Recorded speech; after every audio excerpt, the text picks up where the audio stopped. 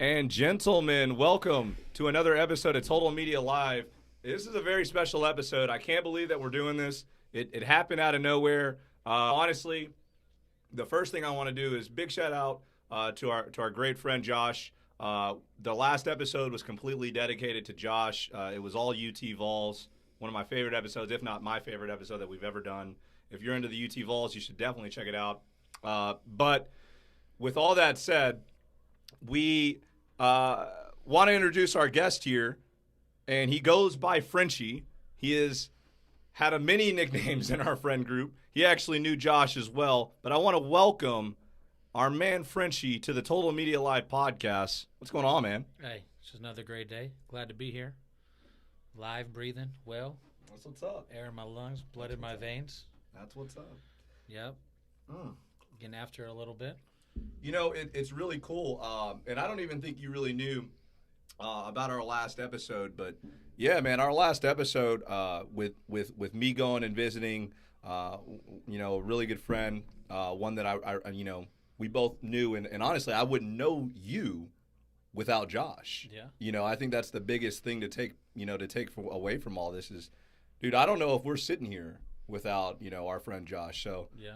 And it all goes back to what, flag football? Flag football, baby. Gotta love it. Gotta love it. Yeah, I mean, you ended up coming out here to Tennessee, and I don't remember exactly how long you'd been out here, but we were up at Lipscomb, and we got word that we were going to get some baller on our intramurals teams, and and it turned out to be this guy right here, a real baller. That was right. It was a baller. But we had a lot of good times, man. I mean, we got to play some intramural basketball as well. In those years. Championship run.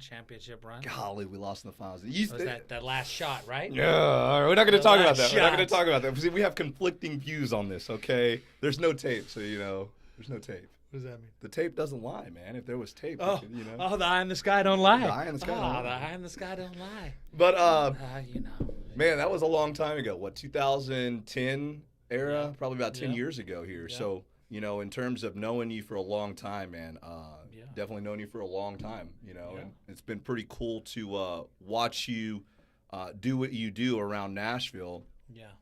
But yeah, man, how have you enjoyed, I don't know, looking back at it, you enjoy being here in Tennessee and Nashville? Love it. Best thing I ever did.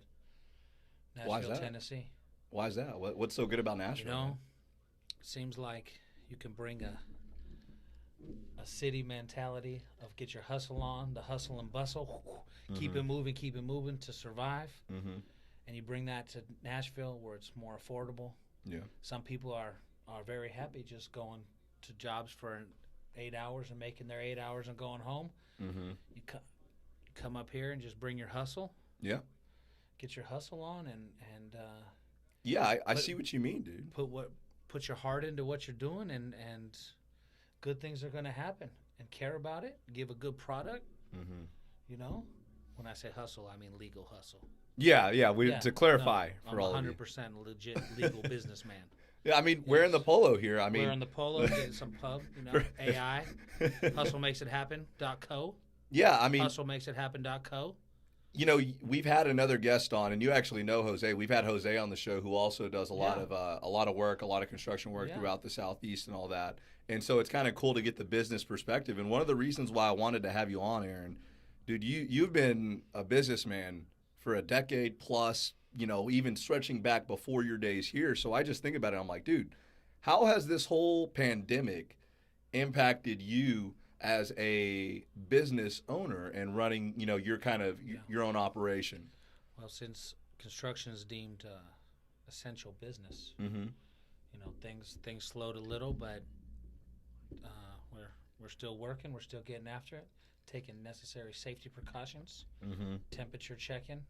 So you're doing a little bit of that temperature checking as well. On every job, they're doing that. Yeah, you need to write down your temperature also. Oh wow. Yeah, yeah. How's business? I mean, would you say business is good? Yeah. I mean, it's really interesting when we talked to Jose. One of the things that he talked about is how, restaurants are not willing to expand right now. You know, it's not necessarily that businesses are willing to say, hey, let's buy some stuff and build it. You know what I mean? And so with that in mind, there was a little bit of a lag in certain jobs, maybe certain elements of construction. Because you got to think construction's a vast business, man. It's not like it's just one thing building. Yeah. I mean, it's so much more. It's remodeling stuff. It's tearing stuff down. It's everything, right? Yeah, so many trades go into one project also. 20, 30 different trades could be on one job. Yeah, that makes sense too. If it's a really big job, you got a bunch of stuff going on just to be able to clear that. So, I mean, it was just really interesting. He was taking precautions, but he just kind of commented, man. Like I said, I mean, there's not as many people willing to, go out on that limb right now, and build stuff like that. That people want their capital. They want to hold their capital right now to see what's going to happen. So they're kind of sitting on it, maybe trying to potentially buy stuff on the low as things kind of or not go out of business. A lot of companies just try not to go out of business. Yeah, I think that's a big thing. Trying to stay afloat.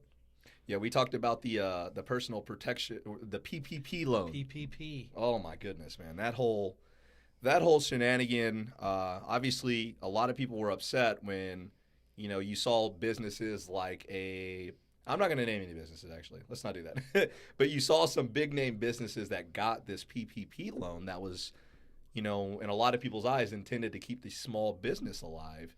And then you had these gigantic corporations taking advantage of this loan, even though they qualified and everything. But it was just kind of intriguing to watch all that go down. Did you have any kind of experience with that PPP loan or anything like that? Well, I put an application in at first. Mm-hmm. Then I started to do some research and do my homework on it. Then it kind of changed the process and who they were going to be giving it to and what the conditions to not pay the loan back. Yeah, that was a big part, right? Yeah, well, that was the only reason I wanted the money. If I could pay my people and don't have to pay the loan back, well, people could have a little bit. People could have a little bit of security. The worker, not me, the worker. They could have security. I could say, you know what? If we're going to be down a little, here's a loan that I got for the business, and now I can pay my employees. So let me talk about what the PPP is for people that don't know. Basically, it allowed business owners who had people on the payroll already, they were able to apply for this loan, and if the bank cooperated, because the banks weren't always open to lending people money, because maybe some business had never borrowed money before, because they used all cash. They never believed in borrowing money, because some businesses do operate like that. And so some banks were hesitant.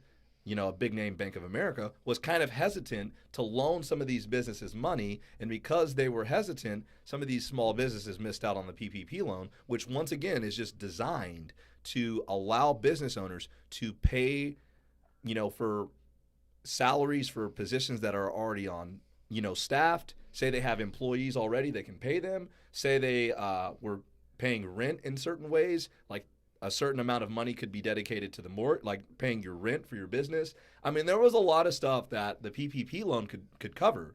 And then if you abided by certain rules, you were allowed to be forgiven the amount that you borrowed if you basically paid your employees with that money. Like that was kind of the way that I read it. If you were able to use the PPP loan to pay your employees, then you could be potentially forgiven for the loan. And so you're basically saying that's the reason why you decided to try to pursue it. You were like, I'm going to try to take care of my employees. Yes. And then you realize there's a little bit more. I realized I'm going to be on the hook for possibly $250,000, $200,000. And I say, it's not something I want to do right now. Yeah, that's a big commitment. And but I know some people are using it for, they're just getting that loan. At 2%, 1.5%, and then just going to pay off other equipment or whatever they have that they're paying 5% on. So they're doing just like a nice little quick refi, and that's a very smart way to do it, and it's to help businesses. So actually, the business saves money. So I think that the PPP loan is being used like that, and there's a disaster loan or something like that where you automatically have to pay it back, but it's at a very low percentage. Yeah, there's multiple programs that the president and, That the government have figured out a way to put money in the hands of not only the $1,200 stimulus, but also the small businesses. So I don't know, man. I looked into it from our perspective of our company, and I just didn't. I kind of assessed the risk, and I was like, man, I don't think the risk outweighs That's right. you know what's going on right now, Yeah. and that's kind of the reason why we decided to not really take advantage of it. But it is definitely something that a lot of companies and small businesses can use. What do you think about the $1,200 stimulus that was handed out? Did you check? I mean, what do you think about that? That's good. It helped people. Do you really think that? Yeah, it helped people that needed it. Mm-hmm. I mean, there's no way that free money, can't help somebody who needs it. Yeah. I was not awarded it.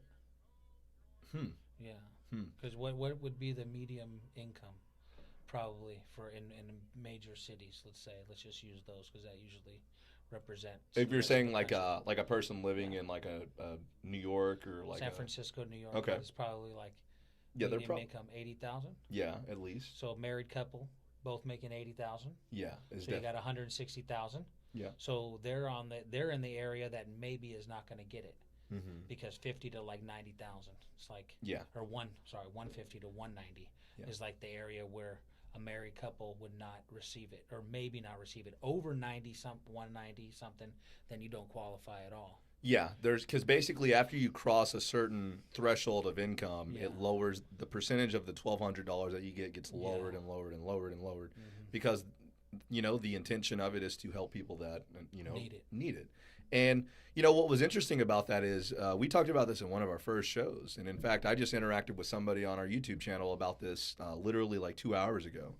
But the $1,200 missed a lot of groups of people that needed it. That's right. And it's incredible that it was such a good idea. It's coming with great intentions. That's what I mean by being a good idea. It comes with good intentions. I'm not saying that it was executed well.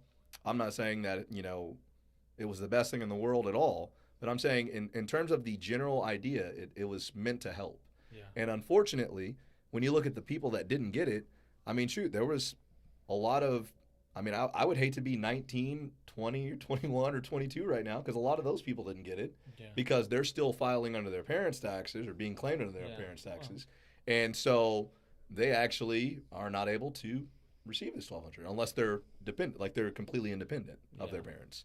And that kind of hurts a big chunk of people. And when you think about the people that actually need this money, I would argue that 18 through 22-year-olds need it. I mean, they're people that are probably not working that much because they're in school, or they're probably not making that much of their job. So this can help them maybe even obtain a license. It could help them obtain a credential in a school because all of a sudden they got access to this $1,200. I mean, this could be the thing that jumps their career. And that was always my biggest pet peeve with this $1,200 is that it missed age groups. And I'm pretty sure we talked about there was like elderly people that kind of missed out on this too. I don't know. It was just kind of strange. So yeah. Well, I didn't need it. Yeah, exactly. I didn't need it, and so I wouldn't just. I'm happy somebody else could get it that would need it. Mm-hmm. So. And then you think about like $1,200 is it really enough to help some of these people? I mean, you mentioned living in San Francisco or New York City. I mean, dude, you've lived in California. You know how much that rent is. But when I lived in California, I was doing 10 things. Yeah. Because people, you got to hustle. Yeah. Can't just be like, oh no, coronavirus took my job. Yeah. Oh no, I was a server. Oh no, I don't have a job. Well, Lowe's is hiring. I mean, Lowe's places are hiring. Is quite busy around now, right? People are hiring. There's people looking for people. Yeah. Hey, if the only job that I could get or was available was shoveling shit, I'd be the best shit shoveler there ever was. And if it was $5 an hour, if that's all I could do, and if that's all what was available, hey, I'll get my hustle on because that's the mentality of survival. I mean, you got to do it. Hustle makes it happen. Yeah, I mean, I definitely hear you on that. It's just one of those things that, I've heard, and I have yet to verify, and I think that a lot of people have heard this as well, people that potentially are listening. But there's a rumor going on that right now you make more money on unemployment than you do working. I've heard it too. Working for some of these jobs that some of these people had. But that will demoralize you as a human being. Don't take your manhood away. As a man, you got to eat off your own. I mean, a lot of people believe that, right? Who think about the animals that just go and get the leftovers of the kill? They're like all timid and scared. Yeah. You know what I mean? Like, hey, you got to eat, and everybody's on top at different times. And I'm not knocking anybody who took it or who's on, But as a man, as a human being, you got to get for your own. Yeah. And can't rely on nobody. I definitely agree that we shouldn't be waiting for the government or anybody to be handing us anything or and unfortunately it kind of sucks to say that, like, I shouldn't be looking for the government to help me, like in a little bit of a way, like in a little bit of a way though, that's kind of counterintuitive to what we believe in as human beings, right? Like in some ways, like, look, if you're sick, I want to help you. If you're sick and I can help you pay for something, like, dude, yes, like I would take care of you for your hospital bill, for your health bill. I mean, because if I'm in that position, I would like the same thing. And so I think that's where a lot of people will draw like a little bit of like, like, I don't know if I can go with that. And I kind of see where they're coming from. Let me give you another angle, because I have a friend that's doing this. They're using unemployment to learn how to code. So like they took their unemployment, they're not working their job anymore. Yeah, and they're just and they enrolled in a program to learn how to code. Okay. Like they went on to an online school and learned, and they're in the process of learning how to code. That's awesome. I mean, they're taking the time to become better and train themselves in something where they could be more productive and more and make more money and feel better about themselves. That's what unemployment should be. Temporary until you move on to the next thing. Yeah, and I mean it's just going to be interesting because I could probably ask this friend quite bluntly, like, hey man, are you making more money now that you're unemployed than you were at your previous job?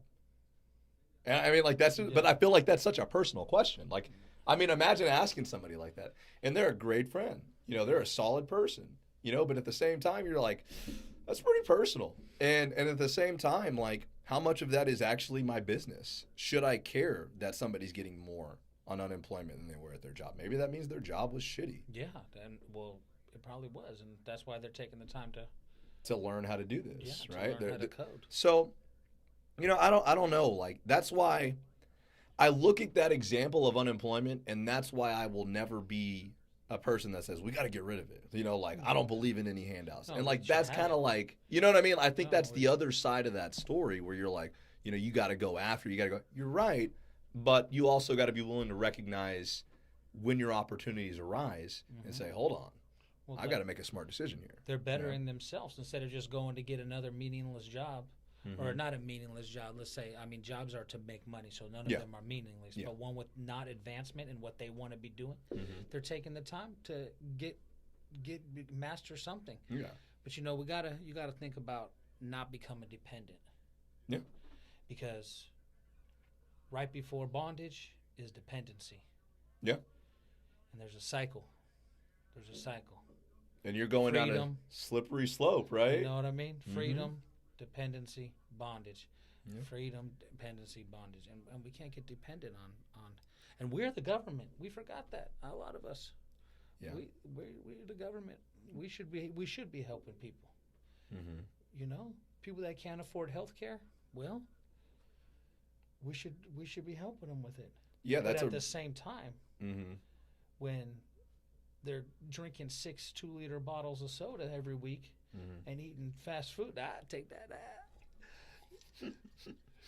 Eating fast food all the time, and they say it's cheaper. No, it's not cheaper to eat fast food.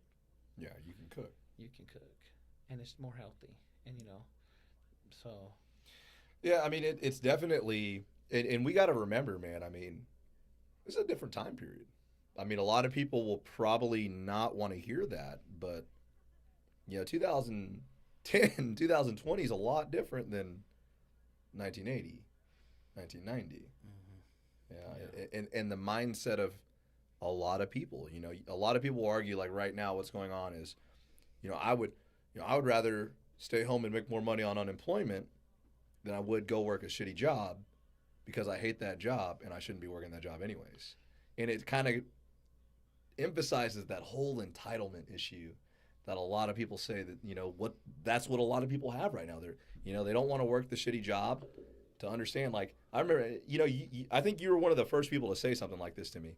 I remember, you saying this, and you got to understand, for people that don't know this, like, one of your nicknames used to be, old man, old man Aaron, and with that in mind, like, you were always the elder wise man in our friend group. And, I'm a 19-year-old, and I remember one of the things you said, look, man, like, when you work a shitty job, or a job that's not as flattering, or a job that, you're flipping burgers, or you're shoveling shit, or you're doing something like that, a lot of the time you're working that job, so it's a reminder, hey, do better. That's right. Like, improve yourself. And if you improve yourself, improve yourself, you will get out of that. Be the guy that takes the coding class, right? Don't sit there and revel and soak about being mad about being in your situation. Do better. That's right. And I just remember you always mention it, man. Just little life sayings like that. And it resonates even today. And I even tell my students that I'm like, look, man, you go into a fast food job, you go into like a Dunkin' Donuts, that was my first job at Dunkin' Donuts. Mm-hmm. And there were people that were, in their late 30s and late 40s working these jobs too. Yeah. And one of those things is, look, we're not knocking. That's not the point. They're making a living. That's honorable. Okay. That's what you do. They took an extra job to buy their daughter a car. Exactly. So, hey, I'm going to work Dunkin' Donuts for 1 year, and 1 year I'm going to save all that money and buy my daughter a car. Hey. Imagine that kind of love, you know what I mean? Exactly. That's so like it's about being being that young person and realizing, hey, I'm working this job now, so I could not work this job when I'm 40, 50. I'm trying to put myself in position to do better, to improve myself, to make myself more marketable, to earn experience, so that way as I grow older, I won't be in this position again. That's right. And it's a tough lesson for people to learn, because some people think, hey, I should be able to work at McDonald's and be able to go home and live a solid life. Yeah, no, you got to go to another job. That's why because if you do what people won't, you could do what people can't. Yeah. If you do what they won't do, one day you're going to be doing what they can't do. Like go on vacations or go on your boat. Yeah, you bought it of your money you made. Mm-hmm. Mm-hmm. And other people say, oh, I wish I had a boat. Well, you do. Then get after it. Get your hustle on. Legal. Reiterate the legal part. Yeah, a lot of people think about that. Yeah. I say hustle. Hey, man, hey, I'm a hustler. Yeah. Well, they think, you do illegal stuff. That's what the first thing comes to the mind. Yeah. And that's almost like we've been trained in that we think if somebody's a hustler, automatically they're a bad person. Yeah. What do you mean? Yeah. A hustler is, they're just always trying to get out. A guy that has a food cart, the grilled cheese sandwich cart. Yeah. He's hustling grilled cheeses. He's slanging them grilled cheeses. Yeah. I definitely hear you. And I think that a lot of people have kind of lost that, sometimes lost that mentality. But, just to address the legality part, I say this to my students all the time. I say, look, man, unless you're fucking Scarface, okay, getting caught up as like a young person and like petty weed dealing, petty drug dealing, selling to smoke, petty like pills and narcotics. It's just like, man, you are doing this to earn hundreds of dollars at most. Every now and then, maybe you'll have a really, really awesome deal. I don't know, but imagine the risk with that, and you're risking your entire life doing. You only get one. And you're risking your life, you're risking your reputation, you're risking your character, you're risking the stuff that you will never get back for hundreds of dollars at a time. Sometimes not even that. Sometimes $10 or $20, just like you were saying earlier, in terms of small amounts. And it just blows my mind that kids don't get that, and young adults don't get that. And it's a tough lesson to learn, but when you look at the big picture, it's just don't get into that. Like, if you're smart enough to do that, aren't you smart enough to do something else that's just that same kind of hustle, just maybe like actually real? Well, it might take a little bit more hard work. I'll be real honest with you, man. You have to go out there a little more. It's not just come right to you. If you got a bunch of friends that are smoking, you're like, hey, you know what? And you're kind of a smart guy, you could start, just. I mean, I still think that, like, in order to do that, like, you would have to form connections. You would have to know money. You got to know, like, all sorts of. You gotta know numbers. Like, it's not like it's just. I just wake up and press a button. It's not like it's like. Have you ever seen that game that those kids play, like, where it's like Bit Life or like Bitmoji, where they're like they literally play like a game on their phone, and it simulates like a real life. And they like you can become all sorts of things like president. Like I had that idea back in like 2003. Ryan Davidson, did you just hear that? What's that called? Dude, it's like Bit Life or like Bitmoji. I don't know. Are you talking? Are you serious? Let me see if I can pull this up. Oh my gosh. My gosh. Yeah, so I mean, kids will talk about this game, and yeah, Bit Life Simulator. Here it is, and you can. I was gonna. You literally start your life. It tells you when you die in this game. Like, it tells you all sorts of decisions and consequences. Like, and so kids will play this game on their phone and then brag about it and stuff. It's actually hilarious. I gotta call my man right now on speakerphone. I'm gonna call him on speakerphone for y'all. I don't know. I came up with that idea. That's hilarious. Oh yeah, but the idea is called Bit Life. Bit Life. Oh. That's hilarious. What's going on, Ryan? Hey, man, I got you live here on my podcast, man. Hey, we live right now on where are we on? We're on Total Media Live, so don't say anything crazy. Total Media Live, all right? So I just wanted to share something with you real quick, big dog. Do you know the game really came out? Bit Life, a real game where you play as a fake life, just like we talk about back in 2002. Can you believe that? Man, I'm telling you, that's how we should have patented it. Man, this right here, Tim told me that his students at his school play it. I can't believe it, man. All over the place. That's people don't know about that property you could own on top of a house. How high in the air do you own? Oh yeah, man. It depends on where you live, what state. Yeah. But hey, man, I'm thinking about you and praying for you, man. I'll holler at you in a little while. Yes, sir. That was awesome. Yeah. Ryan Davidson, man. So that's a rhino right there. That's tremendous. It's a rhino. Arms like this, forearms like this, 6-pack, fast. That's insane. Man, I'm telling you. That's insane. But he's 5'10". Oh man. But he's 6'6". Oh man, he's for sure NFL beast. Oh yeah. But dude, you know what? So yeah, man. We came out with that a long time ago. Man, that's crazy. I mean, it's weird. I mean, a lot of people had ideas have ideas just like this, and I think that that hustler mentality that we were talking about earlier. I think when you realize that, like, you've got a little bit of that, and you would pursue this, no doubt. Yeah. And I'm not saying, like, y'all didn't, obviously. Well, there's so many things that go on. In college, Grand Theft Auto, I was like, why can't we just have one where you could just do whatever you want? I'm going to go to school. And, like, you actually, like, are in school. Like, but hey. I mean, it makes sense. I mean, think about how many people probably thought of the idea of, like, delivery food. Postmates and Uber Eats. I mean, hell, I had an idea called Tim's Traveling Tavern. It was literally delivery alcohol. It's happening. And yeah, it's been legal in California for like a decade, I'm pretty sure. But like in different areas of the country, now it's been legal because of the whole pandemic. I just saw a mobile bar today. Oh, I'm talking about like delivery. Like we drive to your house and drop off like cases, and you just like show us your ID. Yeah. Yeah, it was like that. Not necessarily like the pedal tavern. No, I know. Yeah. But even the traveling bar, I don't think they set a bar up and make you drinks. I think they. Oh, dude, they're drinking when they're on those taverns. Like, I know the pedal people. Yeah, of course they are. I see them. They're like, pedal! And the people are like, ah! And I was like, that looks like...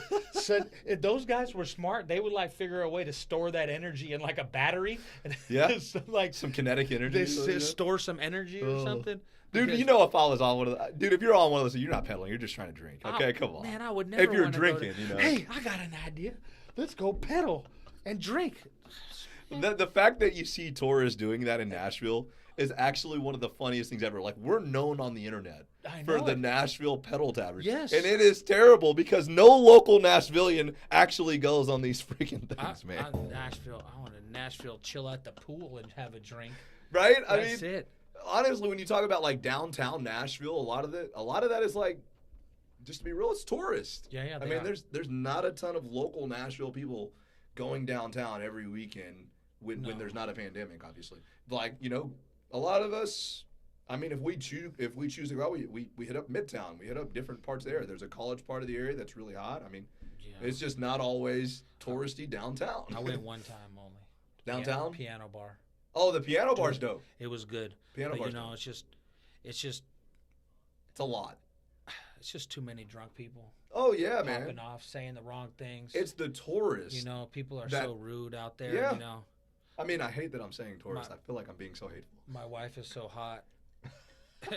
And just people see her and they're just like, wow. And they like don't ever think she'd be with me.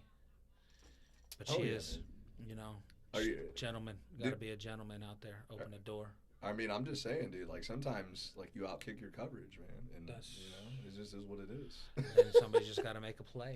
That's why big time players make big time plays in big time games. Listen, man. So when we talk about this whole sports issue, I mean, do you think that we're going to see the NFL, the NBA resume or anything like that in the near future? I mean, I don't know. It's weird. It's a big money maker for a lot of people. And I just don't see people losing all that. I mean, I don't see. I mean, limited fans maybe. Mm-hmm. Limited fans. Some sort of precautionary methods for the fans. The players. I mean, they're going to be testing themselves. But like you get in the arena or, I mean, the worst part is. The thing is, we're organisms. We catch bacteria, we catch virus. It's about preparing yourself to fight it off. Mm-hmm. Keep yourself healthy. Mm-hmm. Don't eat a lot of sugar. Mm-hmm. It's inflammation. Sugars cause inflammation. Yeah, Cancer is attracted, and viruses and sicknesses are attracted to inflammation. Mm-hmm. If you're inflamed, your cells are going to be fighting that part of your body, leave another place down, and virus can get in, and you already had the virus, and now your symptoms come out. You don't get it taken care of. You get all wet, and you hang out in your house all wet in the air conditioning, and now you have bronchitis, and then next thing you know, starts ventilator and all solidifying, that. and it's a real thing. It's really interesting. There's that part where they're talking about why you filming us drinking a beer. Oh yeah, they're Last Dance. Yeah, we're also watching The Last Dance while this is going on. Michael. The funniest part is he talked about like some of the players used to smoke cigarettes, and the coaches were giving them to us. Yeah. It's like, what? So when I played in Germany football, we used to stop at the rest stops, and I'm telling you, everybody was smoking cigarettes. And at first I was like, wow, but I found some Indian like natural cigarettes, and man, I started right up. I was like, I mean, you had a little bit of time overseas too, playing a little bit, and they had some crazy rules over there. Talk about that for a little second, if you don't mind. I mean, well, it's like you could only have like how many Americans? I thought that was really interesting. 4 Americans. Yeah, I thought that was one of the strange. No, 6 Americans on the roster, 4 dressed at a time, and 2 on the field. And we're talking about playing what was it 9? Was it 7 on 7? No, 11 on 11. 11 on 11. Yeah. American football. Boom. GFL. Aschaffenburg Stallions. Did you pick up some German when you were down there and stuff? 9. None, man. 9. We choose. Schuttergun, like bye. Schuttergun. Were there some like cold like German players out there playing football too? Like were there was, but there was a definite. And it wasn't just German players, I assume, right? Was no, it? They weren't just Germany. Yeah, we had guys from Czechoslovakia. That's insane. Prague, the best athlete I've ever seen in my life, weighing almost 400 pounds. Buffel, could run like no other. That's insane. And was actually a professional pop block dancer. Pop block? Now, what is that? Like pop lock? Pop block. Pop lock. Okay. I thought it was called pop block. I was like, wow, wow! I should have known that. That's hilarious. Professional. That's hilarious. Amazing. Wow. Amazing. 400 pounds. Dude, it's weird how 400 pounds. people that big can be athletic. Oh, he was athletic. Like, that's always strange, isn't it? Like, the first time you see him do something, you're just like... Yeah. And, but it was fun, you know. It was fun. Got to see the world, see Europe a little. Went to Paris, went to Spain. That's awesome. Was out there World Cup, 06. Yeah. What were you like doing Germany. the ole, ole, ole? No, I was staying quiet because Europeans will kick your ass if you don't like the same team of them. You know what I mean? Yeah. Yeah. Like there was like, no, USA, USA. Of course there was. In the right moment. I'm no fool. You know, but we were all about USA and Mexico. Actually, the Germans were great. Yeah. I mean, I arrived. They had a house for me. People brought dishes for us, blankets. I took my wife out there. She was living in Mexico at the time. That's awesome, man. Yeah. Yeah, I mean, I you know, we've talked about some of the playing days and things of that nature, so it's always cool to be able to, you know, catch up on that. One day we got to have a talk about the risks of the sports and the advantages and disadvantages for and how to play and how, you know, like the young guys in practice, like they going so hard and running over people and using their head as the hitting people, even though it's against the rules in NFL and college. But in high school, every practice you got people getting their bell rung, you know? Yeah. And actually that's like, if I'm running over people, everybody's like, damn, man, he running people over. Like, it's like a status, you know? Yeah. Like, hey, Yeah. I'm running over people. But but what's going to happen years later, you know? Years later when, you know, you talk about so many athletes with traumatic brain injuries and suicides and depression and these kind of things. And the brain is seriously affected from football. Man, every former know? football player that I've ever talked to, you know, I'm not going to quote anybody's name, but every football player that I've talked to that's played college football is just like, oh yeah, man. I mean, it's pretty much a given. I mean, I used to have concussions. Like Every practice. they just talk about having concussions like constantly. Well, I mean, you know what I mean? Like, it's just like when you got knocked out, like if you were playing football in the 90s and the 2000s in that particular era, like, and obviously it gets more extreme before. Yeah. But when you got, you know, hit in practice, you know, a lot of guys would just kind of like shake it off after a couple minutes, and then next thing you know, they're right back in. There was no concussion protocol. No. There was no, oh, hey, you're starting to see stuff, or you just vomited after getting hit. Maybe we should hold you out. It was or you get don't back know, in. or you don't know what to do on a play. Yeah, that you've done 1,000 times. Yep. And the play even calls out, like, gives the description Gives a tag of your what you tag do. route. Yeah. Like, you still asking somebody, hey, what do I do on a slant? Hey, what I got on X go? I'm the X. You know? Like yeah. You hit from the coach. Yeah. From the training staff, and you stayed quiet because you were there to play. And if you said you had a concussion, you weren't going to be able to play. Even you were just going to miss a practice, maybe. It's not like before where you had to wait a week, or like now where you wait a week, you just missed a practice. But you know, there's so many. I mean, domestic violence from ex-football players. Yeah. I mean, you got that with current NFL players. Well, yeah, but you know, just I'm not trying to throw anybody football, out there. Yeah. just football. Like in general, I mean, like. You are praised if you're a defensive lineman and you knocked out the starting quarterback and your team won. Yeah. Okay, like I'm not saying on TV everybody's gonna be like, here is the, but really in the football world, everybody knows, like, hey man, that was a big time play. You know, like you didn't mean to hurt him, but you did. Thank goodness, because we won because of that. You praised off violence. So then you know you get your years later you get into an argument with your girlfriend. Yeah. And like your girlfriend's refusing to talk to you. And she goes in the room and closes the door. And then guess what she does? She locks it. Yeah, and that triggers you. And now, how have you got what you wanted all those years playing football? Yeah. Violence. So what do? Yeah. You kick in the door.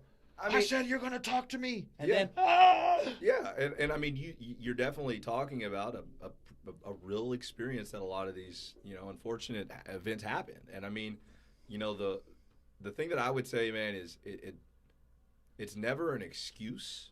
You know, you can't ever excuse it. It's just, you know, there's got to be a way to now recognize that we've got to figure out a way to make the game I guess, safer. Well, but like by making it safer, like it still doesn't turn off that streak of when we're on the football field, like it is go. I'm not when I hit you, like imagine going 100% and then all of a sudden because of the angle of the person that you're trying to hit, you have to all of a sudden stop. Yeah. Or else you're going to get flagged, you're going to get penalized Yeah. thousands of dollars, and then somebody's probably going to get hurt, So like they've taken that a lot out of the game. I mean, the crackback blocks that you have or you used to have on punts and kickoffs and all that, getting ear hold. Yeah, I mean all that stuff. A lot of that stuff is taken out of the game right now. I'll give you one story though. Our last episode with a guest, I had a former receiver on. One of my guys that I coached, Addison Simmons, and this 18-year-old kid was power cleaning 300 plus pounds. Okay, and I was sitting there watching him. He got as high as I believe 320. I believe. It's pretty good. Okay, like Addison was a big wide receiver, probably more like a tight end / fullback. Honestly, like he really was. Like we converted him because he had such good hands, and we would have him crack block. Yeah. I mean, so like it's basically he's lined up. He's got his outside foot up. He knows the linebacker that he's going to crack, and as soon as the ball snapped, it is maybe 2 steps vertical, and then I'm going right at you. Find the line. Yeah, I'm finding the first thing that shows, That's and right. I am putting my hands, my shoulder sometimes, and everything into this person's body. Your head right in his sternum. And so like that's the difference. That's the difference now though. Like even 5 years ago when Addison did those crack blocks, it was okay if he led with his shoulder. Yeah. But now, literally as of 2-3 years ago, if I have a receiver that goes in and crack blocks, he's got to lead all hands. Yeah, he got to break down. He can bench press him. Yeah, that's exactly, it. Yeah. That's all he can do. He cannot lower his shoulder. He can't lower his head. Like, it is completely out of the game. It's not even football. I mean, it's... When you strap on a helmet, put the mouthpiece in, you know the risk. And I do it again. I mean, so does everybody else that I know, but we're not trained in how to handle our anger. I mean, that's where the problem is. And people don't understand how violent football is. That should be in school, a subject in school, anger management. Everybody should take it. Yeah. I mean, it should be under like a personal. They should have like a whole program in school, like personal independence. Yeah. Something like that. And they actually teach you about compound interest and other things in the real world. Binomials and trinomials. Yeah. I mean, when will you use that? I mean, it's tough, man. Algebraic it's expression. tough because I can tell you from personal experience, man. I teach ACT personal finance. I have kids that don't give a fuck. Yeah, but they should. They don't. Because they don't. So know. like, why am I pissing my time away? Yeah, I know. You know what I mean? So like, I can sit there and tell a kid like, look, here's what compound interest is because I teach it. Here's all that stuff. Yeah. But the kid is like, look, man, I'm trying to play Fortnite when I go home, man. I don't care about this. Hey, look, man, when I get to that point in my life, I'll Google it. Yeah, hey man, my parents are loaded. I don't care. You don't like a lot of people say that about education. They're like, kids should be taught how to do their taxes. Dude, we do. Well, and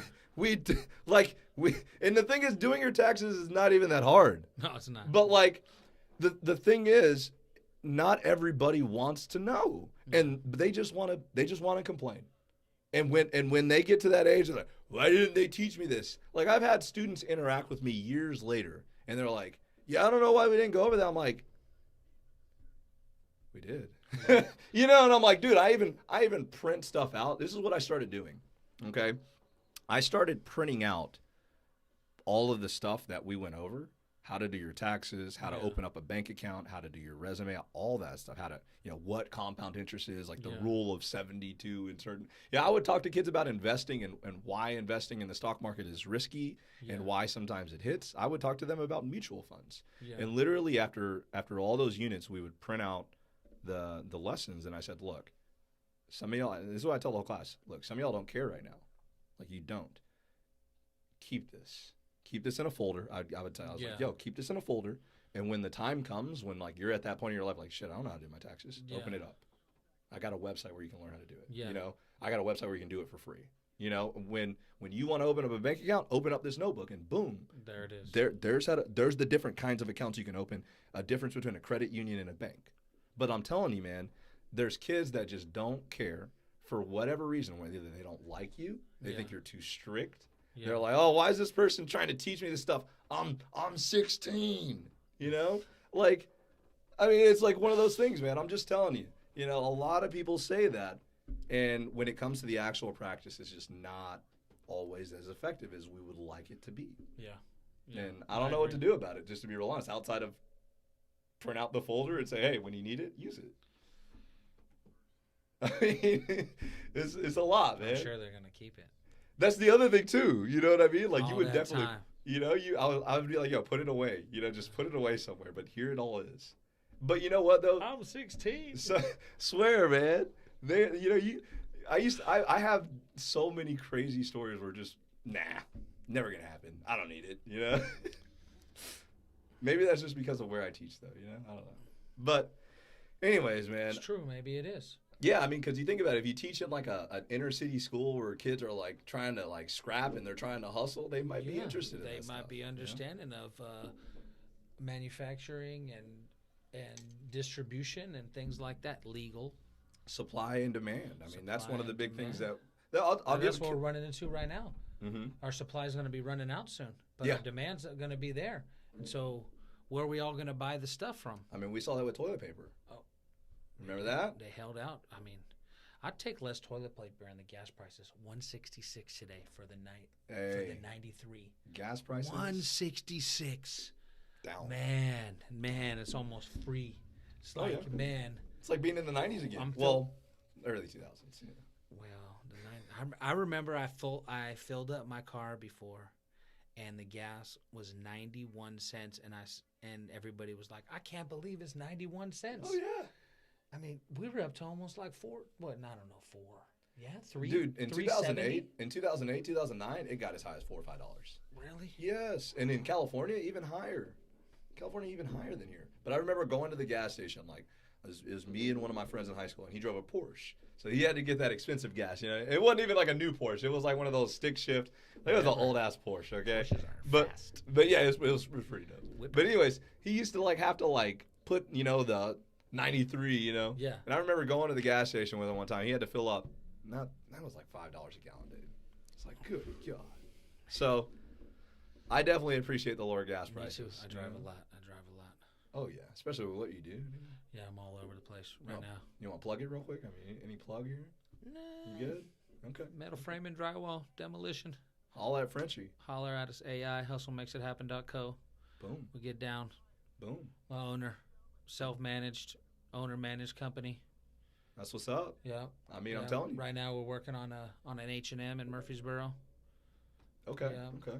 Batting cage out in West Nashville area. About to get picked up on some other stuff. Got some jobs rolling in, man. Yeah. I appreciate you coming through, man. It's been great. I don't think people understand.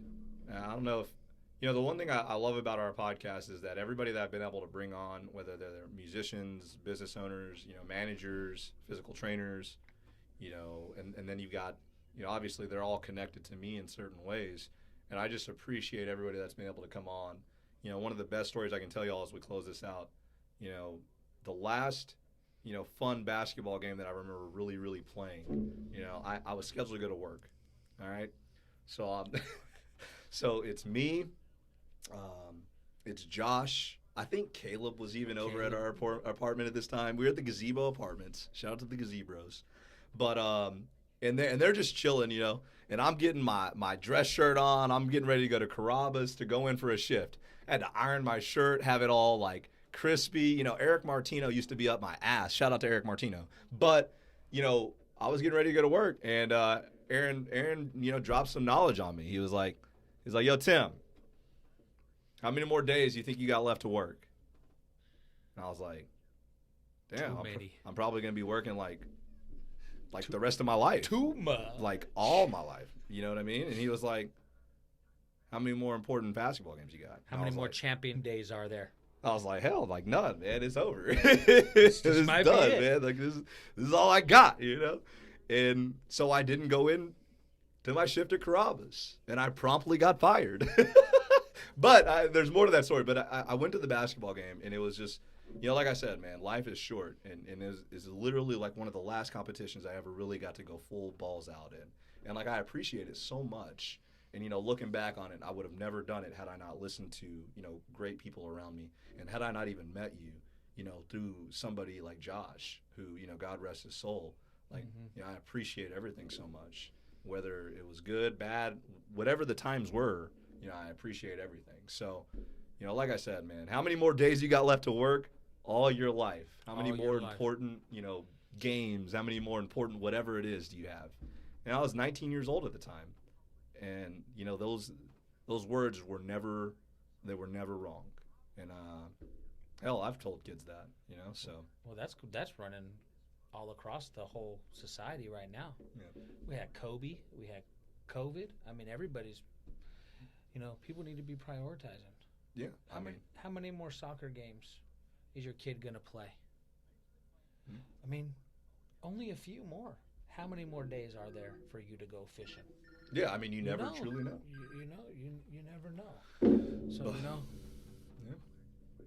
Family, friends, it's gotta be on top of anything else. Yeah, you got to know your priorities. That's right. But like I said, man, I appreciate you coming through, and we'll definitely do this in a more formal setting at some point. This was kind of impromptu. I got in contact with him. I was able to get him on. But big shout out to Frenchie coming on. Thank you guys for listening to another episode of Total Media Live. You can catch us anywhere your podcast is hosted. Spotify, if you listen to iTunes podcast, if you listen to TuneIn, Stitcher, wherever you listen, SoundCloud, YouTube. Thank you guys so much for listening and continuing to make our show a success. We crossed over an important, awesome barrier this past weekend, and we're just cracking more numbers. We appreciate all you guys and everything that you do. We will be back for another live episode Saturday at 4:30 around 5 o'clock Central Standard Time with another great friend of mine. I can't wait to bring him to you. But thank you guys so much for joining us for another episode. Have a great